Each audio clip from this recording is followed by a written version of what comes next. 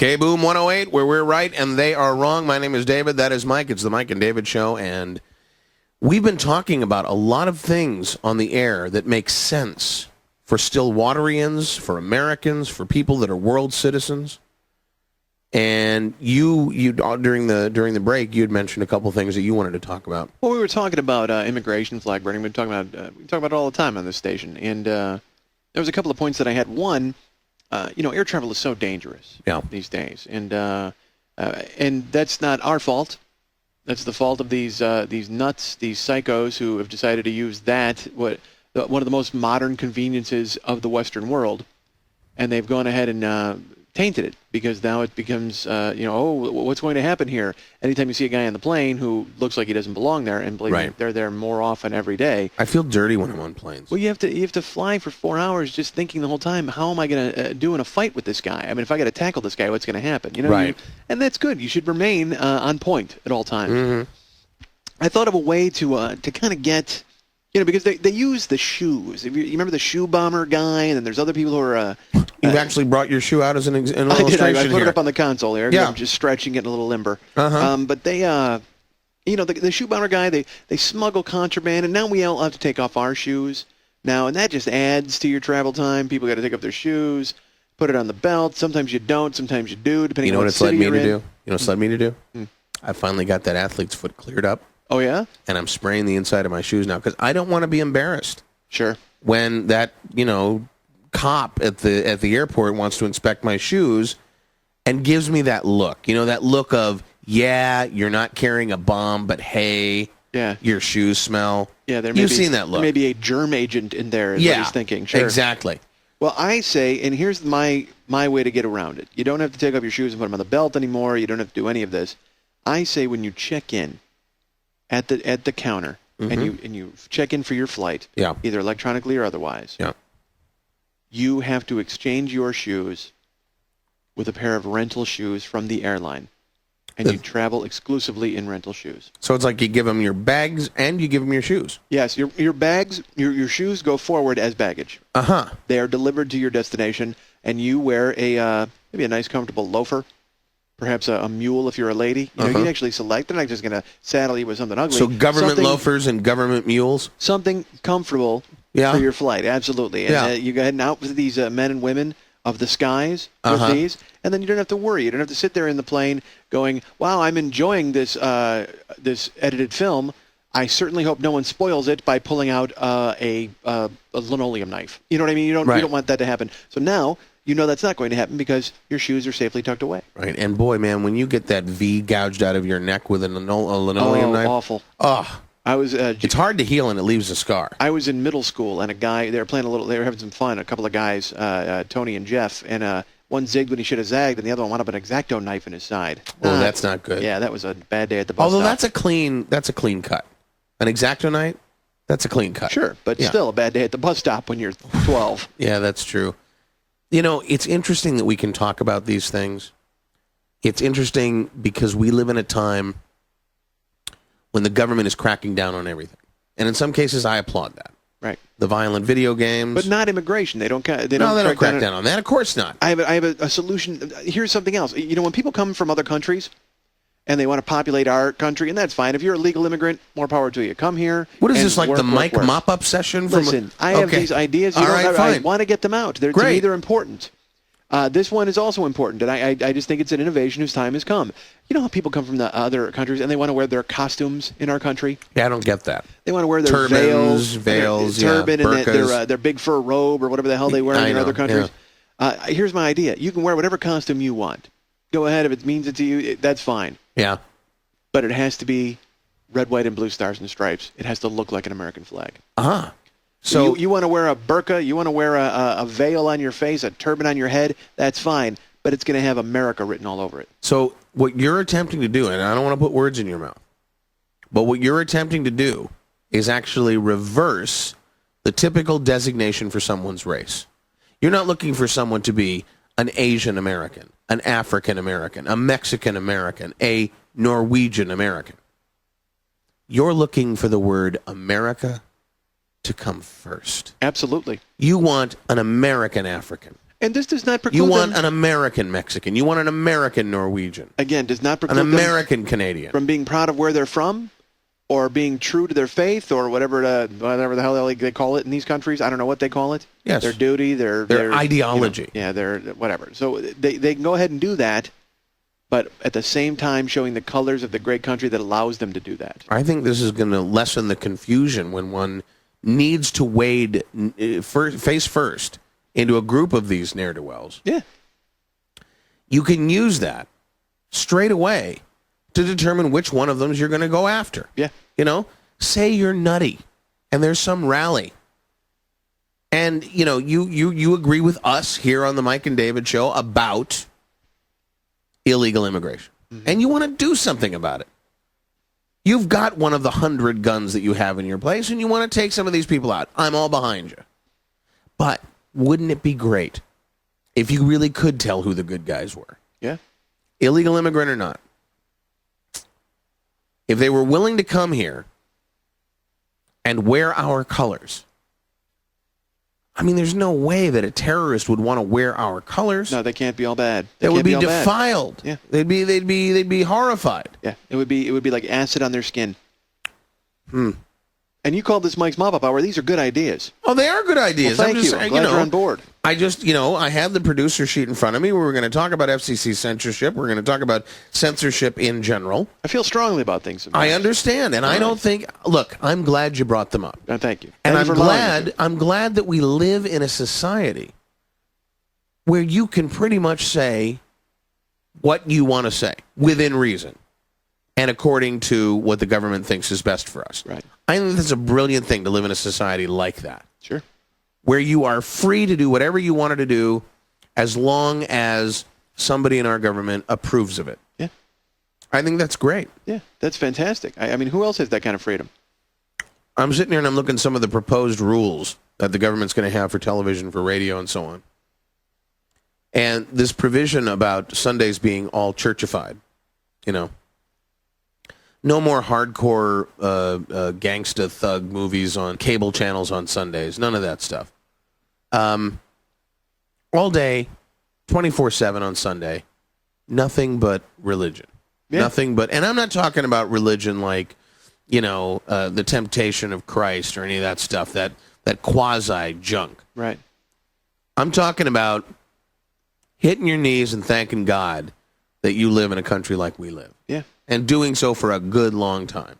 Give me that old-time religion. Yeah. Yeah, make sure it's broadcast to me in what I would consider a favorable light. Don't give me your snarky, sarcastic, well, hey, this might be true or might not be true according to your faith. No, it is true. It is Sunday, and on the seventh day he rested, and he thought about what he'd done. Right. And you need to get in line with that. That's right. Now, the cable channels have pushed back. Gee, go figure. And there's been some interesting things posed as solutions. One of them is to take all of these R-rated and NC-17 rated shows that aired in theaters and corrupted our youth, that were showed in theaters and corrupted our youth, and reenact them. But not changing the storyline. Changing the actors to puppets.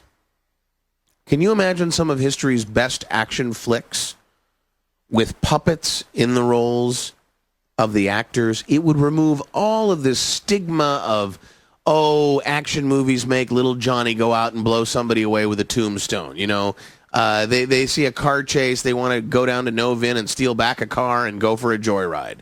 Right? None of that anymore because puppets are doing it. You don't see puppets inciting riots. I love this idea. You don't see these cute little puppets telling our youth to go kill people. You know what I love about it? I love the fact that it brings families together. Yes, absolutely. Finally, I could enjoy a Nick McGee film. Uh-huh. I could watch Rear Naked Choke with my kids. Right. And they're going to enjoy it on their level, and I'm going to enjoy it on my level. That's exactly right. I think it's fantastic. It is the bridge between generations. I don't often agree with cable companies and big media corporations and their. I'm not so sure that a cable company came up with this idea. I think you said there was pushback from them on this. There was pushback, but then the government said this is what we're going to do. This makes sense. Right. It would have to be the government to come up with this idea because it makes so much sense. Right. And on top of this, the actual actors and puppeteers involved would be government workers. Oh. So we could crank out, a movie a year based on just throwing that kind of resource at it. So you could have a DOE. A DOE, Department of Entertainment. That's amazing. That's an interesting thing. Or a DOCP. Which is? Departments of Casting and Puppets. Nice. Yeah, I think the Justice Department would go for that. Sure. And I think that the cable companies would be on board with it as well. Boy, again, it's a reasonable. You want to reach a compromise. This is a reasonable compromise. Bringing families together. In the end, that's the goal. It's all about the family. In the end, it's about bringing families together, protecting them from all these outside influences that try to destroy the family. Instead, turning those very same influences into family strengthening items. And making sure that they are well aware that the government is who they should look to for their advice on what to watch, for protecting their children. I don't think we can make a stronger argument based on the government that we have now that what we do, protecting our kids, is the highest priority. Would you agree with that? Absolutely. We have to protect the children. Right. The children are our future. We need to teach them well. We do. We need to do that, and we need to do that on such a way that it has to be palatable. And that's what I think the puppets do. The puppets take care of that palatability. Well, then you're educating children, and they don't even know it. It's almost like chocolate-flavored broccoli. It's good for them. Have you tried that? They don't know it. The chocolate-flavored broccoli? Yeah. I haven't had it. I had the vanilla cauliflower. It wasn't bad. Gotcha.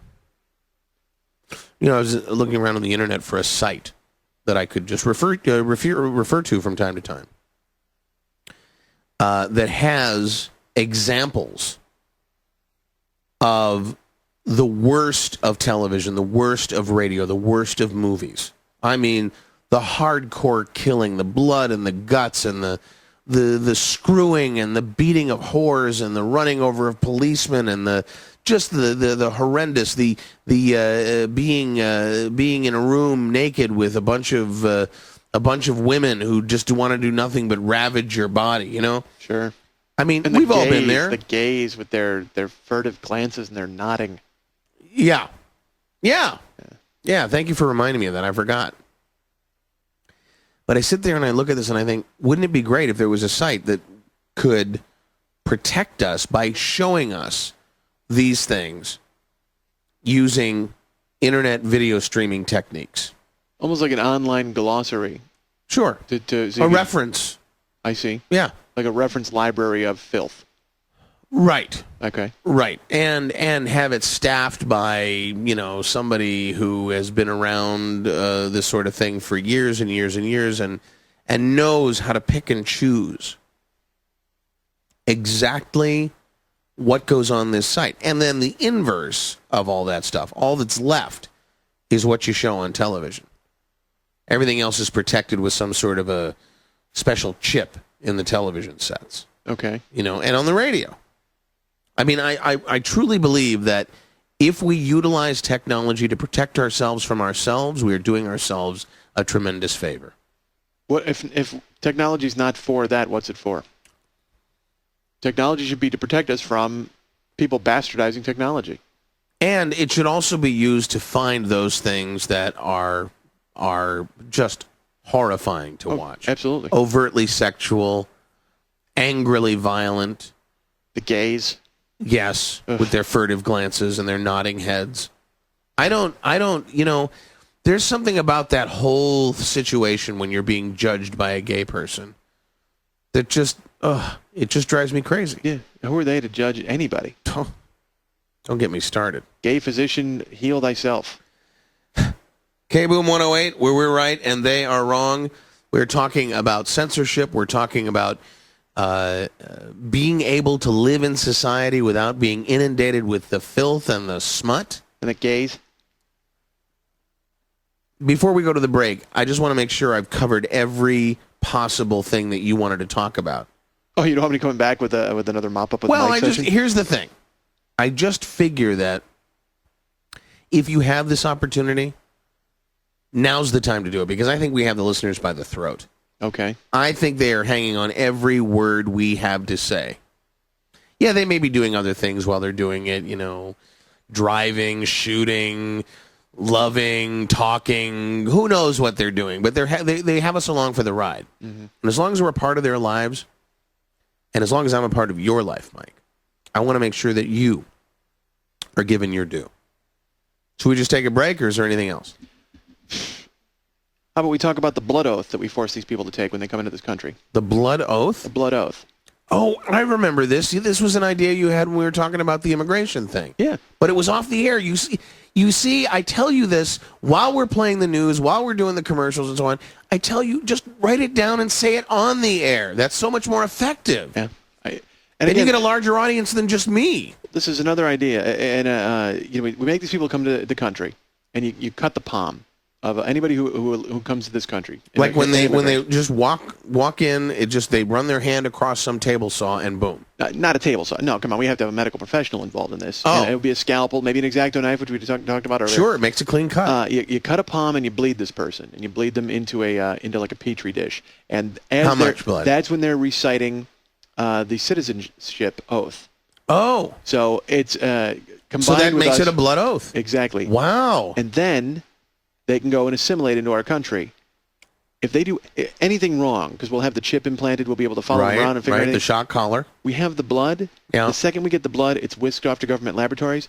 We are cloning these people. They act up. They do something wrong. They're replaced by their clone who won't ask questions, who we actually turn into a productive member of society. So we are cloning immigrants as they come, but only to be used if the immigrant doesn't do exactly what we expected him to do or what he's supposed to do. Huh. So essentially that's the risk you're taking. That's the bet you're making by coming into our country. You're telling us you're going to be productive.